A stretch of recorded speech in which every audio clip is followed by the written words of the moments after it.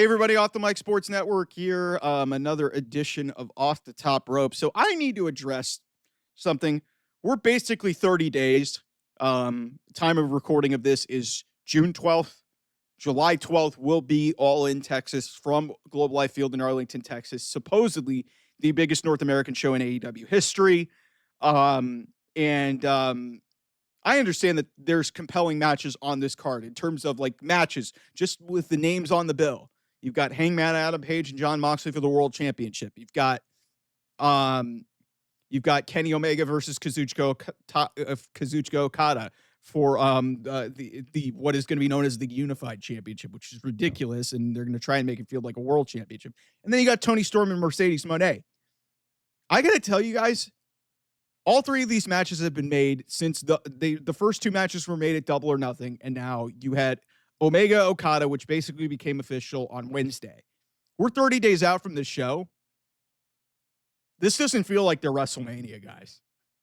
You take away the names on the bill, because that's not what sells wrestling shows, everybody. You can't just put names on a card and basically be like, okay, go buy the show. And granted, Okada and Omega did sell like about 1,000 tickets since that match basically became official last week.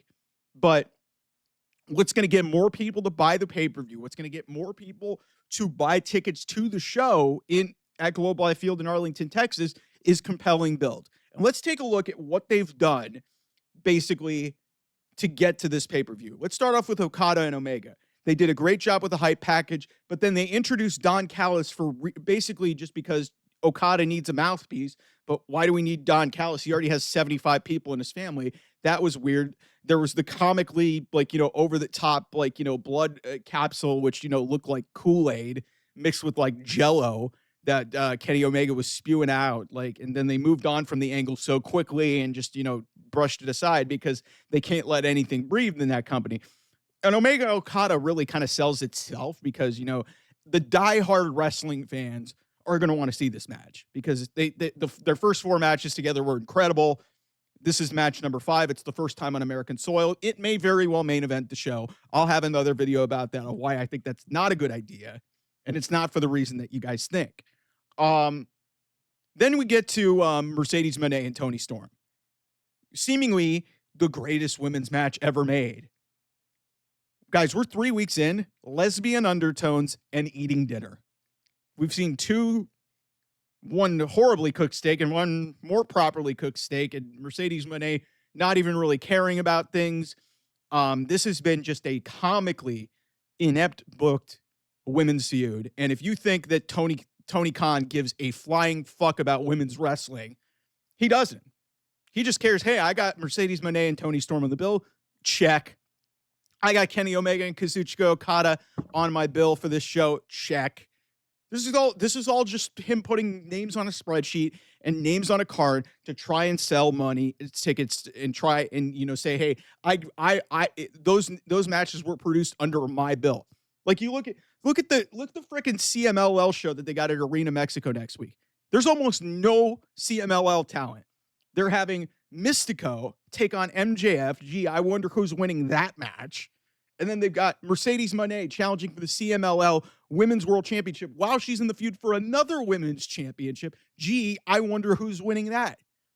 And then you've got a 10-man tag and a 12-man tag with no real Mexican talent whatsoever. Gee, he's just doing this basically. And on some level, I can kind of see probably some point down the line, Worlds Collide was a good showcase for WWE, but at some point they're going to brand it as NXT Mexico. This is all a business, but if you're Tony Khan and you're trying to get in the good graces of your fan base, like this is all just, about money for him. This is not about this is all about, saying, hey, to all of his wrestling buddies back in the day, to basically saying, hey, I booked this. I was at this show, or I was in this arena. I'm like, it's all a bunch of statistics for him. And that's what, basically what All In has become, because basically he's got 3 great matches on the build. Hangman and Moxley has been kind of very disjointed because it's become more about the people not in the match. It's become more about Ospreay and Swerve and, the Young Bucks. interfering now with this whole storyline because I think they may have called an audible. I thought Hangman should have won that match, but the more that the story that they've been playing out and telling for the last months makes me think that they really wanted Ospreay to win that match, which wouldn't have been the right decision, but given the story that they're telling, they probably should have went that way. So you've got disjointed, you've got incoherent, nonsensical booking, and your three biggest matches really just feel like they're there. Like, I understand that the name and like these are stellar matches to put on the bill, but you got to build them at some point. I got people like getting on me in the comments basically saying, yeah, hey, they don't really need to do any build for Tony Storm and Mercedes Monday because, hey, they could pick it up 2 weeks out from the pay-per-view and they'll be fine. No, that's not how wrestling works. You've got to build and create a compelling story beyond these are two of the greatest women's wrestlers of all time. And all they've done is had Tony Storm get in the ring a couple of times. Mercedes Monet's out there just eating dinner. And then we're just doing, and now Mercedes is going to wrestle for another championship to potentially have 6 titles on her shoulder. That's a great way to showcase women's wrestling in your division. Meanwhile, the rest of this women's division has nothing to fight for. So at the end of all of this, and then you're creating a new title for Omega and Okada. You're bringing in Don Callis, even though he really doesn't have anything to do with this. Your world title feud may not even main event because they can't figure out who it's about.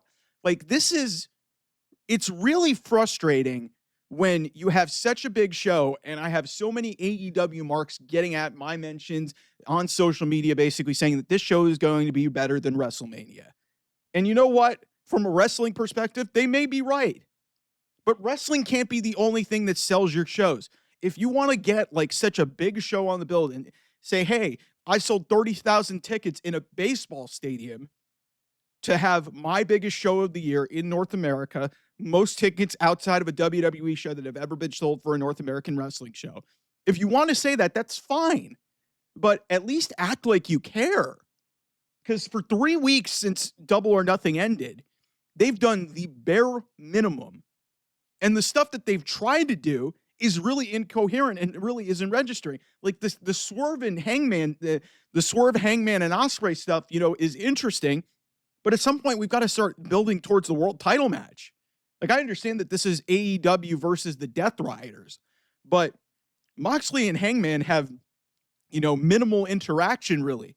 They kidnapped Swerve this week, or they kidnapped Hangman this week. And, they've kind of done the same variation of a lot. And I love Hangman.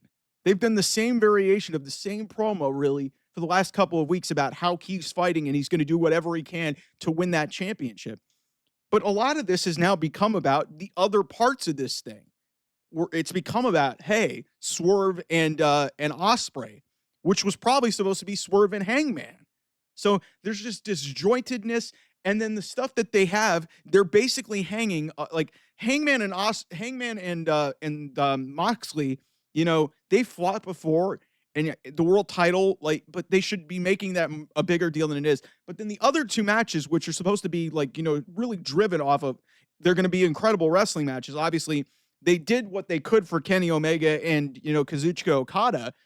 But, that attack was, they made it thing. But now what are you going to do? Are you going to keep Kenny Omega off of television for a month? That's not going to do any good. Like, you've got to at least try to build and make these things feel different. Does Don Callis really add anything more outside of being able to talk? Like, guys, Kenny Omega and Don Callis have been fighting and have split off from each other for 2 years. I understand that Kenny Omega missed the last year, but wasn't Kazuchika Okada affiliated with the Young Bucks, who basically got him off of television? Why aren't the Bucks involved in this? Why are the Bucks involved in the world title feud? A lot of this doesn't make sense. And then Mercedes and Tony should feel way bigger than it is. A lot of you people are trying to argue with me that it should main event the show. For 3 weeks, this feels like so insignificant. Like, they have put more effort in WWE to build Liv Morgan and Nikki Bella. Nikki Bella, who has not had a singles match in 7 years?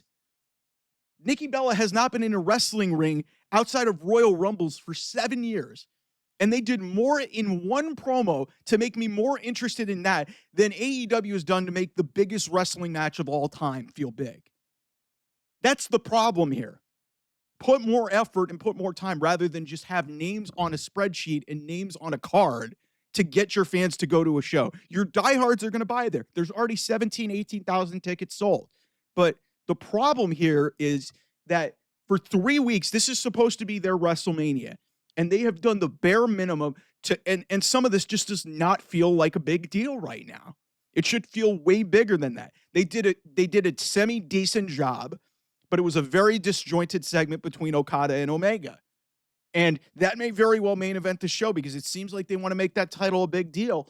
But seriously, the women's match, some people were arguing when it got made, oh my God, these are the two best women's wrestlers maybe in the world. And they've completely just made it a nonsensical build. You guys can try and rationalize it by telling me she's the CEO, she thinks she's better than everybody. Still, these are supposed to be two of the equal and best women working today. And all it's been about is about eating dinner and, having weird lesbian undertones. And then Hangman and Mox, like, I'm happy Hangman won. Hangman's my guy, and he needs to win the world title, but I'm starting to get worried that he may not. This is starting to feel like the wrong build, that they picked a guy, that they basically picked a guy at the last minute and, sort of just, are rolling with the punches and kind of making it make sense on the fly. Like, this does not feel like WrestleMania for them. This feels like just another show for them. There's no different build, except the names on this show feel bigger. It can't be about the names. It's got to be about the build. That's all I'm saying. So if you guys want to wait until 2 weeks before and try to just throw this shit together, that shouldn't be how this goes.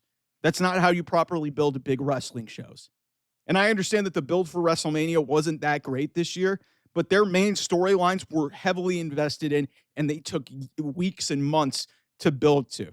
They could have done a much better job with the rest of the show. That's why this show, WrestleMania 41, did not connect nearly at the level that the previous ones did. So, like I said, it just can't be about, names on a card. So, anyway, thanks so much for watching. I will see you guys soon. Bye-bye.